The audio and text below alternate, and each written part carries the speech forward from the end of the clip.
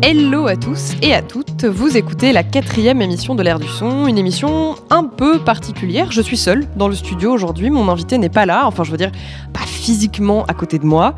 Non, devant moi j'ai mon téléphone et un numéro affiché dessus, dans mes écouteurs à peine réveillés mais bien là avec nous.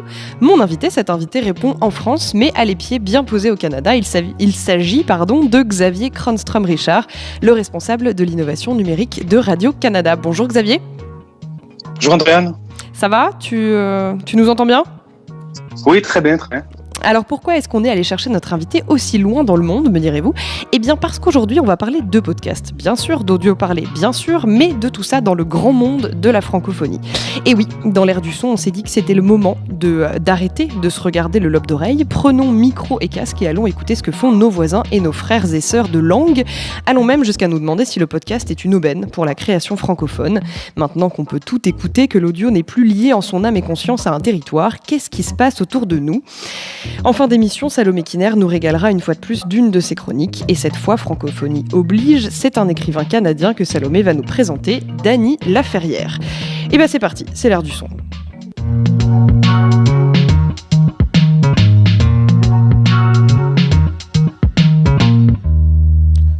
Xavier Kronström-Richard, si tu es là, c'est pour qu'on parle du coup de création audio en français, de l'importance du podcast dans l'univers francophone. Déjà, pour commencer, moi j'aimerais savoir ce que c'est le podcast au Canada, qu'est-ce que ça représente ? Et j'aimerais des chiffres et des actes. Oui, c'est une très belle opportunité de pouvoir parler de ce qui se passe en ce moment. C'est un médium en ébullition un peu partout dans le monde et le Canada, il ne fait pas l'exception.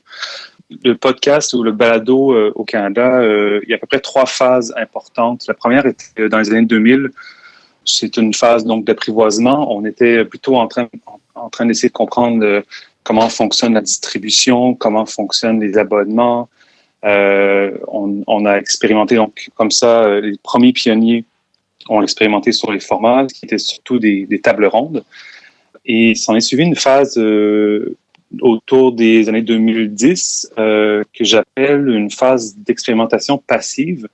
On était beaucoup à l'écoute de ce qui se faisait ailleurs et notamment à la radio américaine. Donc, on a comme ça une forme de gestation très forte où on a beaucoup écouté de choses, mais on pouvait peu produire côté le financement était un peu défaillant, la portée était toujours à acquérir, etc. Donc, on a comme ça écouté beaucoup de choses. Et depuis, je dirais, 1 an ou 2, avec l'arrivée de Serial aux États-Unis, qui a remis, je dirais, le podcast au goût du jour, on est passé donc à une phase d'expérimentation active, où là, tout d'un coup, on note un regain d'intérêt des services publics d'expérimenter sur ce médium-là, qui est la balado-diffusion. On note aussi de plusieurs joueurs privés, donc qui s'y intéressent aussi. Tous les médias ont une antenne balado, même si celle-ci reste difficile à monétiser. Donc là, depuis les dernières années, les derniers mois, on assiste vraiment à une expérimentation active où on entend des choses qu'on a rarement entendues en termes de balado-diffusion dans les dernières années. Toi, tu as créé une série de podcasts qui s'appelle La foi où. Ce sont des petites histoires vraies diffusées par Radio-Canada. On va en écouter un extrait de l'histoire d'un hacker qui invente une machine à faire des canulars. Je me suis rendu compte que ce service-là offrait aussi de faire des conférences. Donc là, je me suis dit, est-ce que c'est possible de faire des conférences avec des gens qui n'ont pas demandé à être dans la conférence? Puis, ça s'est avéré que oui, c'était possible. Donc j'ai programmé un petit site pour mon plaisir personnel, tard le soir, qui permettait de faire ça. Chaque personne reçoit un appel et quand ils décrochent, ils se retrouvent tous ensemble dans une salle de conférence. Ça crée quelque chose qui est drôle parce que tout le monde a l'impression de s'être fait appeler, mais en même temps, ils parlent tous ensemble. Donc là, il y a tout le temps 5-10 secondes au début de l'appel où les gens font juste se dire là, c'est toi qui m'as appelé. Ben non, c'est toi. Allô? Oui. Allô? Oui. Bonjour. Au poste de livraison? Il y a une erreur, je pense. Oui, bonjour. Oui, bonjour. Il n'y a pas de livraison. Je sais pas, moi, c'est taxi. Oui, allô? Oui? Oui? Mon Dieu, c'était bizarre, ça! Ben, vous, ouais, c'est comme 3 sur la même ligne. Non, 4. 4, mon Dieu. Est-ce que vous vouliez un taxi, madame? Non, c'est Ah. pas moi qui ai téléphoné pour un texte.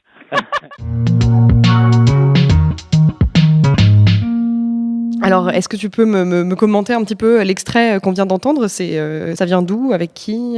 La fois où c'était donc une série de courtes histoires vraies pour la radio. On a fait comme ça avec quantité de producteurs, près de 32 histoires de moins de 5 minutes en 2013, et certaines d'entre elles ont été diffusées à la radio de Radio-Canada et à la radio de CBC en anglais. C'était vraiment une exploration de la mise en récit francophone, de voir comment on peut raconter une bonne histoire avec une bonne forme, avec un suspense, avec un cliffhanger et avec un punch à la fin, etc. Donc, ça a été 32 histoires qui nous ont permis de creuser beaucoup ce format-là.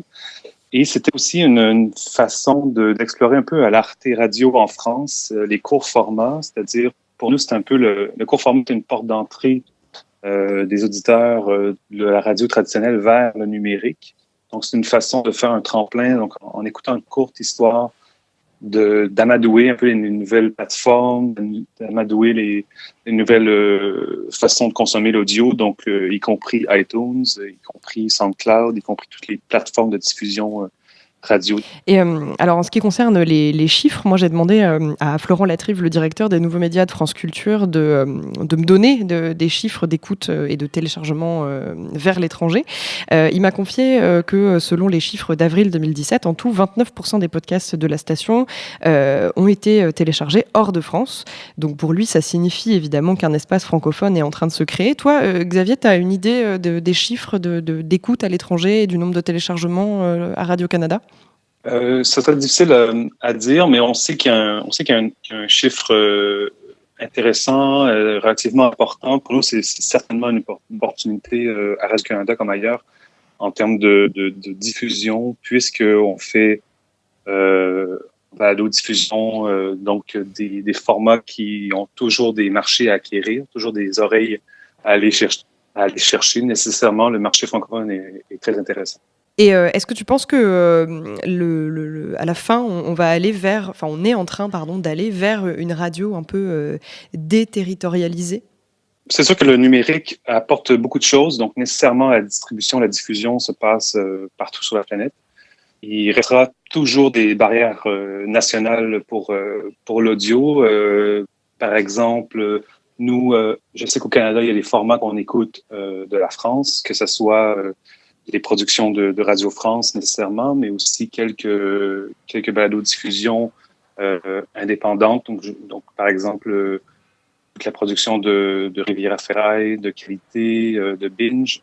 C'est des choses qu'on entend parler ici, en très faible taux d'adoption. À l'inverse, j'imagine qu'il y a peu de productions qui font partie des habitudes d'écoute des Français en termes de podcasts canadiens. Donc, c'est sûr que on a beaucoup à faire en termes d'abattre les frontières, ne serait-ce que je crois que la radio numérique fait son chemin beaucoup grâce aux hits, donc à des podcasts qui attirent l'attention, à la fois une attention populaire, mais aussi une attention des fans de radio et des artisans de la radio, je dirais, et donc qui profiteraient comme ça d'une attention médiatique particulière. Donc ces podcasts-là restent à créer.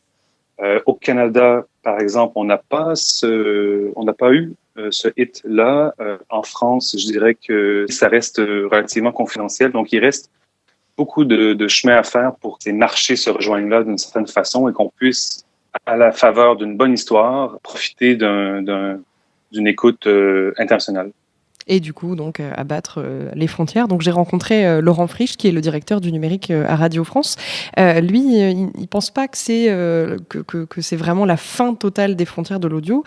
Pour lui, tout est une question de sujet. Je pense que les deux vont coexister et c'est normal. Il y a des choses à dire qui restent très territorialisées. Non pas que les contenus soient limités dans leur déploiement, dans leur diffusion, mais dans leur intérêt. Télécharger de l'actu locale ou des infos très locales qui portent sur l'actualité de la métropole de la France et pas d'ailleurs, ça a peu d'intérêt quand vous êtes au Québec, par exemple. Par contre, une émission de philosophie, elle, voyage très bien partout dans le monde parce qu'elle n'est pas France-centrée dans son approche. En Belgique, comme au Canada, comme en France d'ailleurs, le podcast s'impose peu à peu comme format à part entière. Il existe depuis une dizaine d'années, certes, mais permet beaucoup de créations en français. La RTBF, la radio et télévision publique belge, n'est pas en reste. J'ai interrogé Alain Gerlache, il est journaliste à la RTBF et il présente depuis 2 ans l'émission Les Décodeurs sur la RTBF Radio, qui s'intéresse aux évolutions du web et des médias. Il y a des différences culturelles entre la Belgique et la France. Nous sommes très, très intégrés. Nous écoutons vos radios, nous regardons beaucoup vos télévisions, pour des tas de raisons, parce qu'il y a aussi une plus grande richesse de l'offre due aux moyens financiers qui sont beaucoup plus grands. En radio, c'est un peu différent. La radio a quand même tendance à être beaucoup plus locale. Surtout aujourd'hui où justement il y a une offre radio locale assez importante, c'est aussi lié aux formes d'écoute. Et je crois que justement c'est ça qui est en train de changer, c'est que le podcast donne la possibilité, plus facilement en tout cas, d'avoir accès à des contenus d'autres radios, d'autres pays que l'écoute broadcast. Maintenant, est-ce que pour autant ces podcasts français, québécois, suisses, etc. Sont exportables partout? À partir du moment où le public est vraiment à la recherche de quelque chose de particulier, il fera cet effort. Et il sera prêt à accepter un style qui est peut-être un peu différent de celui qu'il aurait tendance à privilégier dans son environnement culturel. Pour les émissions, je dirais, de type plus classique, etc., ou plus d'accompagnement, je crois que ça, c'est la production locale qui va continuer à avoir, et de loin, l'écoute la plus importante. Donc, il y a une chance, me semble-t-il, de dépasser les frontières quand on a des contenus qui sont spécifiques, recherchés, que ce soit au niveau de la forme, au niveau du contenu, etc. Là, on peut vraiment dépasser les frontières. En Belgique, par exemple, on a Radio Rectangle, une web radio qui est associée à une maison de disques qui produit des contenus sur la pop culture. Voici un extrait d'une émission, Fume, c'est du belge, donc une émission sur le rock présentée par Jacques de Pierreponte. Fume, c'est du belge numéro 5, spécial Charleroi. Jacques de Pierreponte. Eh oui, une émission entière de Fume, c'est du belge à partir du Rockrill qui est né aux alentours de 2005 dans les bâtiments d'un grand site industriel qui s'appelait La Providence. Et donc, pour partager ce Fume, c'est du belge numéro 5 avec vous, un invité d'honneur, Michael Saki, alias Michael. Bonjour. Alias Barako Bahamas au sein d'un groupe farceur qui s'appelle Spagetta Orgasmont. Voilà. Salut. Pourquoi farceur? Parce que c'est drôle quand même. Ouais, c'est drôle, non, en effet. On n'est pas dans un registre shoegaze neurasthénique. Shoegaze, c'est quoi ça? Oui, les musiciens qui regardent leurs pieds en jouant, non, je sais, ouais. Avec un air hyper triste, et on se demande toujours s'ils vont se suicider avant la fin du concert ou pas. Alors Gerlache me disait que si Radio Rectangle marche bien, c'est que les sujets sont ciblés et précis. Il m'a dit, et je cite, « Plus le public est restreint, plus il paraît impliqué ». C'est également l'avis de Xavier Durussel. Il est animateur sur une plateforme de podcast indépendante qui s'appelle Podcast Suisse, en un seul mot. C'est une plateforme pour la Suisse romande, donc la partie francophone de la Suisse. Sur cette plateforme, il n'y a que des émissions ciblées et tenues par des initiés qui parlent de leur spécialité pour une communauté. Par exemple, voici un extrait de Podcast Science, une des émissions de la plateforme Podcast Suisse. C'est une émission un peu collaborative car elle fait travailler des podcasteurs en Suisse, en France et pas que. Hello tout le monde, alors la question d'aujourd'hui c'est qu'est-ce que la biologie évolutive du développement, les Vodévo? Comment un organisme passe-t-il d'une seule cellule à un être complexe? Alors on va peut-être faire un tour de table physique, cette fois-ci elle est bien remplie la table physique, on commence donc à ma droite. Claire, est-ce que tu es près d'un micro? Bonsoir. J'ai pas été très sympa, j'aurais peut-être dû remarquer que tu avais la bouche pleine. Désolé. Tup. Oui, bonsoir. Et en ligne, nous avons, si je ne m'abuse, Irène de Santa Barbara. Oui, bonsoir tout le monde. Et Pascal, au loin, de l'Est français, parce que je ne vais pas m'aventurer encore une fois à m'humilier. De la région non-Paris. De non-Paris, voilà. De non-Paris, oui, on va dire ça, ouais. Bande de Paris. Du complémentaire de Paris. Au sommaire de cette émission, je finis le sommaire et j'aurai le droit à ma chips. Donc la première partie du dossier sur les Vodévo avec moi-même et Patrick Laurenti. Et donc un petit message aux auditeurs. Si je dis la première partie, c'est qu'on fera une deuxième partie avec Marie Manceau un tout petit peu plus tard dans l'année, au mois de juin, pour pouvoir dévoiler d'autres facettes de l'Evo-Devo. C'est quelque chose de très compliqué. Je pense qu'on est là jusqu'à 2h du matin. J'espère que vous n'avez rien de prévu. Voilà. Bon, il y a des bières, tout va bien. Nous, tant qu'il y a des bières, de toute façon, on est bien. On a à manger, je vois pas le problème. Xavier, est-ce que tu es d'accord pour dire que c'est beaucoup une histoire de sujets et que tous les sujets ne s'écoutent pas partout? Je dirais absolument, oui. Ça prend d'une part le réseau de distribution. Il faut connaître les podcasts et à partir d'un moment, les sujets parlent des fois plus fortement que les émissions elles-mêmes. Assurément qu'une histoire, et même d'un point de vue local, une micro-histoire bien faite sur un enjeu hyper local peut avoir une portée sur plusieurs territoires, assurément. J'imagine qu'au Canada, on n'a pas forcément les mêmes sujets d'intérêt qu'en Belgique, par exemple. Du moment qu'on a une bonne histoire bien racontée, on dépasse un peu l'intérêt strict des auditeurs et on tombe un peu dans un univers plus mythologique où tout le monde apprécie finalement de se faire raconter une bonne histoire, qu'elle soit hyper locale dans une contrée éloignée de la Belgique ou qu'elle ait une ampleur nationale en France ou au Canada.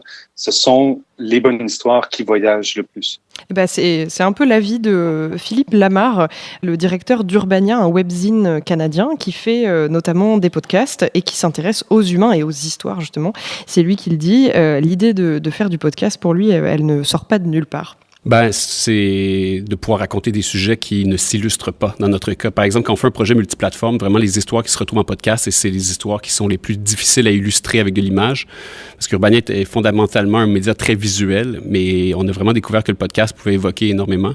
Et c'est souvent des histoires du passé, des gens qui ont vécu des trucs un peu extraordinaires et on utilise l'audio pour les faire raconter, et puis on fait du bruitage, on fait du design sonore, on rend vivantes des histoires qui ne sont pas illustrées.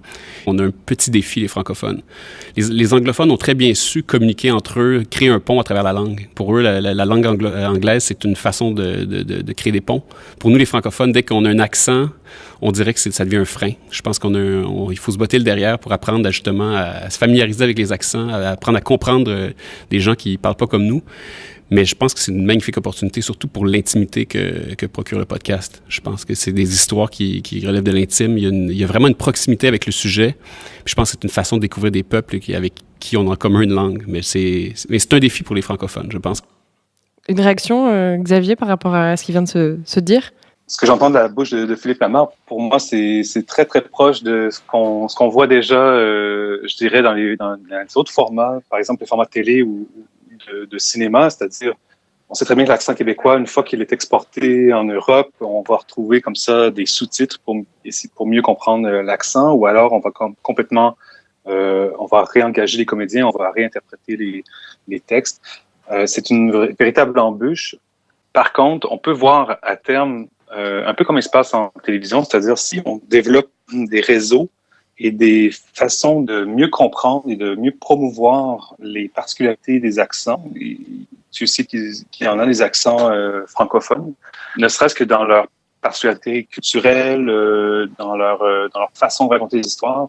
Du moment qu'on a ce réseau-là, cette façon de présenter les choses, à un certain moment, je pense que l'accent, il devient une couleur essentielle et qui bonifie les formats comme tels. Est-ce que tu as des exemples à nous donner sur ces nouveaux formats, ce nouveau souffle qui touche le podcast et l'audio? En termes d'actualité, donc au Canada, la balado-diffusion, on croyait qu'elle avait atteint un plafond dans les dernières années, mais les chiffres nous montrent que la pénétration de ce médium-là au Canada a bondi de 50% dans les 3 dernières années. On peut penser à l'effet Serial. Donc aujourd'hui, on a un 6e des francophones au Canada qui écoutent des balados avec des profils surtout jeunes, de 18 à 34 ans. Donc c'est vraiment tout un nouveau portrait sociologique et ça donne lieu aussi à des nouvelles expérimentations en termes de création. La grande nouveauté, je dirais, c'est un regain d'intérêt du côté du service public. Donc la Radio-Canada a mis en ligne une plateforme d'écoute de radio numérique qui s'appelle Première Plus et donc donne un bon coup à la création en termes de contenus originaux. On retrouve comme ça des histoires, donc des séries sur les petites anecdotes. On a des séries locales ou hyper locales. On a des histoires amoureuses, des histoires de Montréal, des histoires sur les 100 jours de Trump ou des histoires jeunesse comme El Capucci. Un autre, parallèlement, il se multiplie comme ça des joueurs privés et ça c'est vraiment tout à fait nouveau dans le portrait. Donc, on a entendu Philippe Lamar parler d'Urbania. Donc, leur production, tout d'un coup, bondissent en termes de qualité. On a appris des dernières années. Quand je parlais tout à l'heure qu'il y a une phase d'écoute très, très assidue, mais en termes d'expérimentation, on pouvait très peu avoir les moyens de nos ambitions et on pouvait très peu produire dans les dernières années. C'est maintenant chose révolue et tout d'un coup, ce savoir-là, cette expertise-là renaît et on entend des choses particulièrement intéressantes.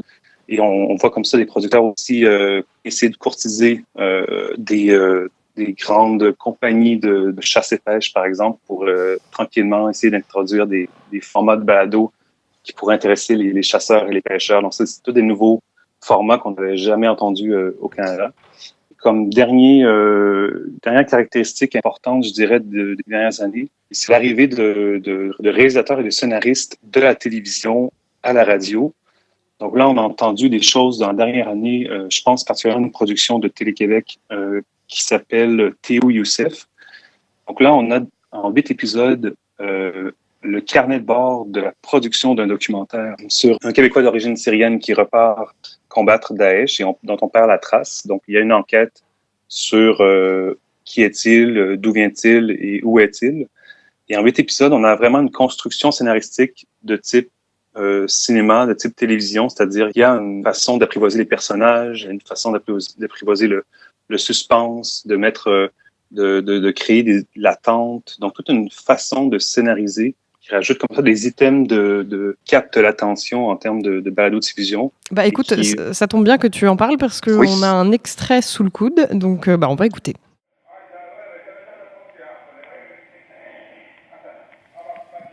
Bonjour. Allô? Oui, bonjour. Oui, bonjour, monsieur. Oui, bonjour. Mon nom est Gabriel Allard-Gagnon. J'appelle de Montréal, au Canada. Une minute. Vous êtes Gabriel? Gabriel Allard. Allard. Oui, Allard. A-L-L-A-R-D. A-L-D. A-R-D. D'accord. D'accord. Nous, en ce moment, je travaille avec une équipe sur un projet sur la radicalisation islamique terroriste.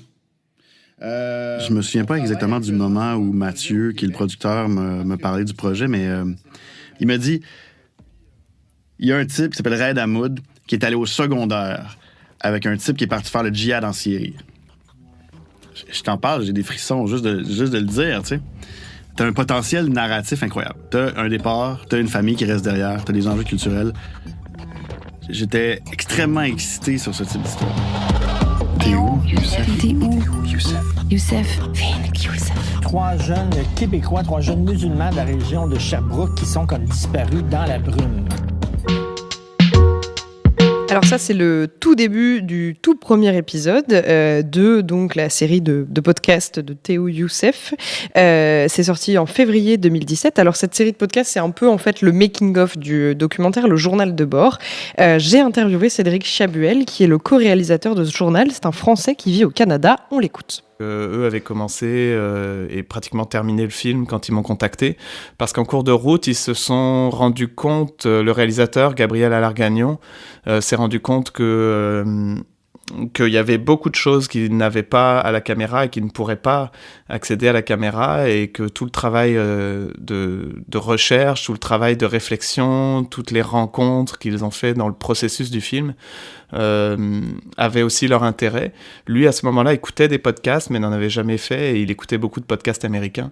Et à un moment, il s'est rendu compte que finalement, ce qui se passait dans sa production de documentaire ferait une belle matière première pour un podcast. Donc lui a commencé à enregistrer beaucoup de choses avec son téléphone. Donc à enregistrer des conversations téléphoniques, à enregistrer des meetings de production, etc. Il est arrivé à avoir une banque de sons je dirais au moins 150 heures. Et à ce moment-là, ils m'ont contacté parce que donc Télé-Québec a accepté de financer une série en balado-diffusion complémentaire au film. Donc là, ils m'ont contacté pour construire vraiment, à partir de cette matière première, construire les 8 épisodes de Théo Youssef, le journal du film, donc la version balado. La plupart des balados américaines sont plus longues que les balados européennes.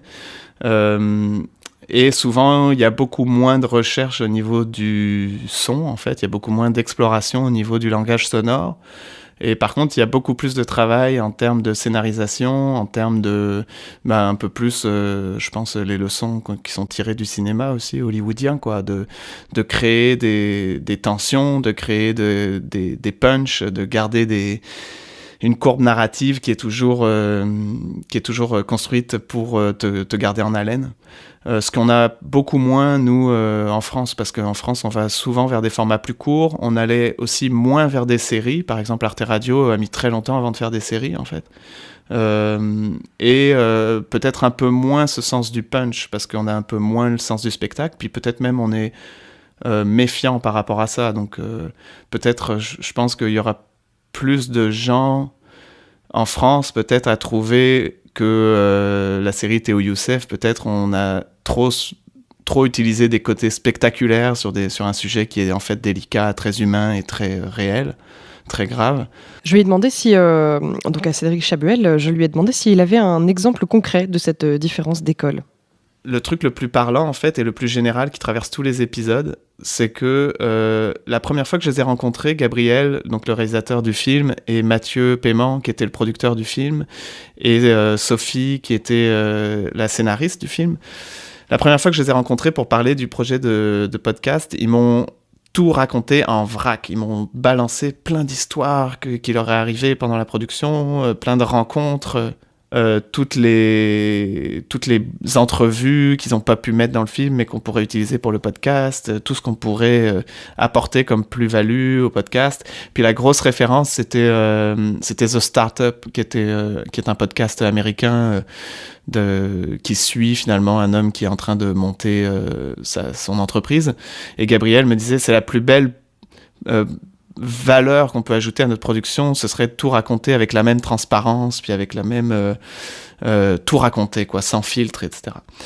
Et je pense qu'à ce moment-là, eux, ils avaient vraiment dans la tête qu'il allait falloir écrire et raconter cette histoire-là sur un mode justement très à l'américaine, c'est-à-dire une narration entrecoupée d'enregistrements sur le terrain, finalement. Puis moi, en les entendant me raconter ça avec une verve et avec un vocabulaire et avec une énergie incroyable, j'étais d'ailleurs complètement perdu dans leurs histoires au début parce qu'il y avait beaucoup trop de personnages puis beaucoup trop de rebondissements, je comprenais plus rien au bout d'un moment.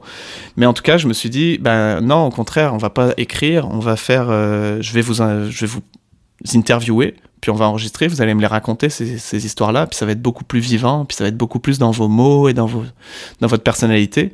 Puis moi, je vais pouvoir vous emmener aussi vers des réflexions que vous avez peut-être pas eues. Donc, vraiment de prendre finalement le projet plus sur un axe documentaire que sur un axe d'émission de radio où le narrateur a préparé tout son contenu et où il va le livrer au micro.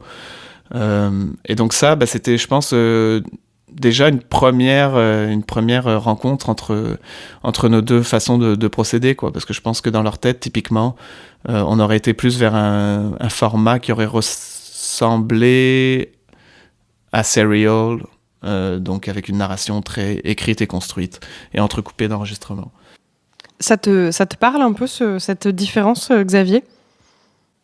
Oui, absolument. Puis cette façon de construire, moi, ce que je trouve particulier dans leur collaboration, c'est qu'on y retrouve à travers cette réalisation de Théo Youssef deux réalisateurs, un télé très américain, très influencé par la mise en récit américaine, et on retrouve comme ça Cédric Chabuel, qui est aussi un élève de la radio, de l'art sonore, de la radio française, de l'école française.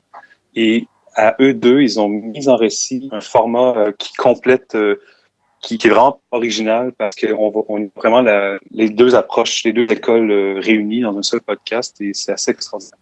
On va écouter un extrait de ce que fait Magnéto, une boîte de production de podcasts canadienne, et on en reparle après. Puis à la fin, je décide d'aller dans l'autre partie du musée qui est un peu laissé là. C'est Birkenau, l'ancien camp des femmes. Les baraquements ont été rasés, mais il y a comme un grand champ, puis on peut se promener là. Fait que je me promène. Puis là, j'ai toujours le même questionnement qui se frappe à l'intérieur de mon crâne. Je suis pas capable d'imaginer, de comprendre. Je repense aux images de ces milliers de prisonniers groupés avec quelques dizaines de personnes en armes qui les guettent. Ces photos-là de gens qui sont alignés au bord du trou qu'on vient de leur faire creuser puis qui attendent de recevoir la balle qui va les tirer dedans. Puis ça me fait penser aux vidéos qu'on regrette d'avoir regardées de conflits modernes ou contemporains où, par exemple, au Congo, on voit 15 Noirs couchés par terre sur le ventre, bien réveillés, là. Puis là, il y a quelqu'un qui passe puis qui fait « pouf, pouf, pouf, pouf, pouf ». Puis l'autre, il attend, il bouge pas, il est là, il attend sa balle. Pouf. Je me dis, comment tu peux être dans cette situation-là puis pas essayer quelque chose? C'est comment ça, sont si sages devant la mort?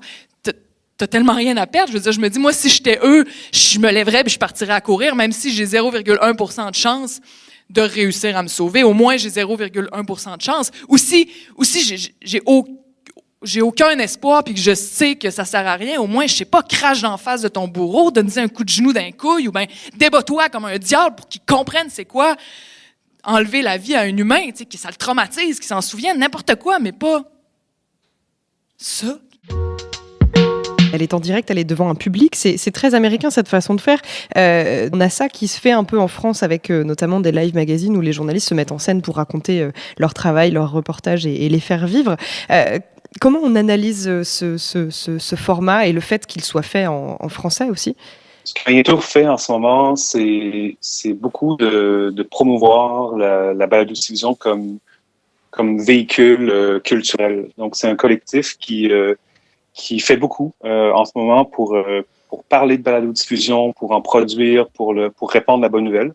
Et ça, c'est particulièrement nouveau. Donc, on a comme ça c'est un collectif qui font à la fois des événements live, donc qui mettent la radio sur scène, qui à la fois font de la production déléguée, donc ils ont un modèle d'affaires aussi qui est tout à fait nouveau dans cet univers-là. Donc, d'ailleurs, les subventions sont encore à construire autour du retour de la balado-diffusion. Il y a pratiquement pas de subventions pour ce médium.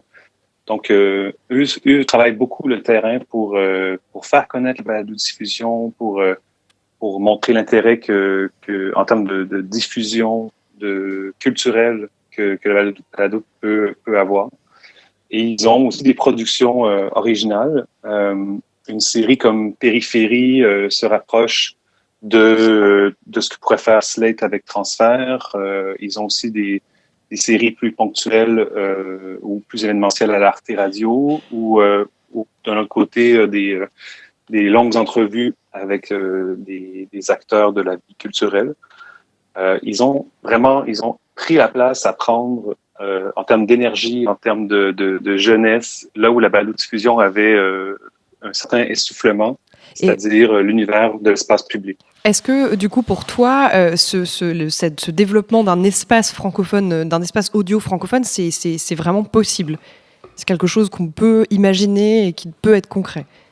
Moi, je pense que oui, ça vient avec beaucoup de travail. Je me rappelle, en 2014, Sylvain Gire d'Arte Radio avait dit à Télérama quelque chose comme je me rends compte que la narration en première personne est vraiment hyper efficace. Puis lui-même avait adopté certaines réorientations pour adopter le jeu et une façon de faire du documentaire intimiste. Donc, ce qu'on entendait dans cette parole-là, c'est que une certaine forme d'école française de la radio voulait se rapprocher un peu de l'école américaine.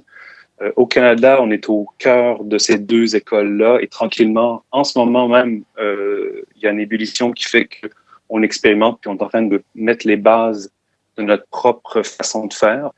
Et je crois que avec les prochains mois, prochaines années, selon les réseaux qu'on réussira à créer, selon peut-être même les tubes, c'est-à-dire les balados-diffusions qui auront un potentiel d'écoute à travers tous les territoires, pourront faire en sorte que tranquillement, on met en place comme ça des habitudes de consommation qui tranquillement créent ce réseau-là de radio sans territoire. Mais du coup, ça pourrait être un défi pour qui ? Tout le monde est concerné dans ce défi-là, tout le monde doit mettre un peu la main à la pâte, quoi. Je pense que l'étape qui manque initiale, pour moi, Théo Youssef avait un potentiel de devenir un hit dans la francophonie. Pour moi, c'est un bijou de production. Ce qui manque, c'est le réseau de distribution. Donc déjà au Canada, au Québec, c'est une production qui était relativement confidentielle. Donc les bonnes personnes l'ont écouté, mais on n'a pas atteint un public plus large, et encore moins sur d'autres continents. Ce qui manque, l'étape 1 qui reste à franchir, c'est ces réseaux-là de comment on se réunit pour faire en sorte que quand il y aura une nouvelle production qui mérite l'attention de manière internationale en français, qu'on puisse la voir, l'écouter, en parler et la faire rayonner. Et ça manque toujours à l'heure actuelle. Donc c'est peut-être le rôle des services publics, c'est peut-être le rôle des joueurs privés, mais quelque part, il y a beaucoup de choses à faire sur ce terrain-là. Celle qu'on va écouter maintenant, qui n'est pas juste à côté de nous, puisqu'elle est au Mexique, loin, en duplex, Salomé Kiner, que l'on retrouve avec plaisir toutes les 2 semaines à nos côtés, qui va nous faire sa critique de livres audio. Aujourd'hui, on voyage à travers le monde merveilleux de la francophonie. Et quand on te parle de Canada, de Suisse ou de Belgique, Salomé, toi, tu penses aux Antilles. Bonjour Andréane, c'est vrai, je crois que je suis légèrement dyslexique des points cardinaux, mais je ne suis pas la seule, bien au contraire. Combien sommes-nous aujourd'hui à vivre sous des latitudes qui ne sont pas les nôtres ? Combien sont-ils les exilés, les réfugiés, les émigrés, les voyageurs au long cours ou les apatrides, ceux qui sont obligés de fuir et ceux qui choisissent de partir ? Ils sont légion, Andréane, le phénomène est à peu près vieux comme l'humanité et avec lui ce besoin de le raconter. Il faut croire que le pouvoir d'évocation des livres se prête bien à l'exil, à la nostalgie du pays natal, au décalage culturel, avec l'amour, entre autres. C'est un des thèmes fétiches de la littérature. Je vous en donne la preuve tout de suite avec le livre dont je vais vous parler. Écoutez cet extrait. Être étranger, même dans sa ville natale. Nous ne sommes pas nombreux à bénéficier d'un tel statut. Mais cette petite cohorte grossit de plus en plus. Avec le temps, nous serons la majorité. En grimpant la petite côte qui mène vers la place Saint-Pierre, je pense tout à coup à Montréal, comme il m'est arrivé de penser à Port-au-Prince quand je suis à Montréal. On pense à ce qui nous manque. Voilà pourquoi, Andréane, je pense aux Antilles lorsqu'on me parle de Montréal. C'est parce que mon écrivain canadien préféré, Dany Laferrière, est originaire d'Haïti. Il a 23 ans lorsqu'il quitte son île dans la précipitation pour fuir la dictature de Duvalier. Il en avait 62 en 2015 lorsqu'il était élu membre de l'Académie française. Entre les deux, il y a une biographie dont les titres à eux seuls sont déjà des poèmes. Comment faire l'amour avec un nègre sans se fatiguer, par exemple, L'art presque perdu de ne rien faire, Journal d'un écrivain en pyjama, Le cri des oiseaux fous ou L'énigme du retour. Et c'est ce récit, pris Médicis en 2009, que Dany Laferrière a lui-même mis en voix. C'était de toute évidence le mieux placé pour le faire, alors d'une part parce que c'est un très bon lecteur, mais surtout parce que L'énigme du retour est un monologue intérieur. Je vous laisse imaginer la dimension symbolique du processus d'extériorisation, surtout quand on connaît l'incipit de ce livre. La nouvelle coupe la nuit en deux, l'appel téléphonique fatal que tout homme d'âge mûr reçoit un jour. Mon père vient de mourir. J'ai pris la route tôt ce matin, sans destination, comme ma vie à partir de maintenant. C'est pour rapatrier le corps de son père, lui aussi exilé de longue date, que Dany Laferrière retourne en Haïti après 33 ans d'absence.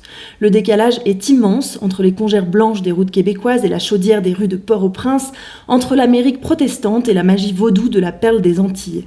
Ce grand écart culturel, Dany Laferrière en fait un très beau texte. Il dit « L'extrême pauvreté de l'île, la violence, la faim, le chômage, la corruption. La plupart des amis de son père sont morts, sa mère vieillit dans le souvenir de dans son fantôme, et ceux qui restent, lorsqu'ils ne rêvent pas de partir, ne se font pas beaucoup d'illusions. C'est donc un texte grave, mais poétique aussi, puisque les écrivains sont là pour transcender le réel. Dany Laferrière est très douée pour ça. La beauté, comme le diable, se niche dans les détails.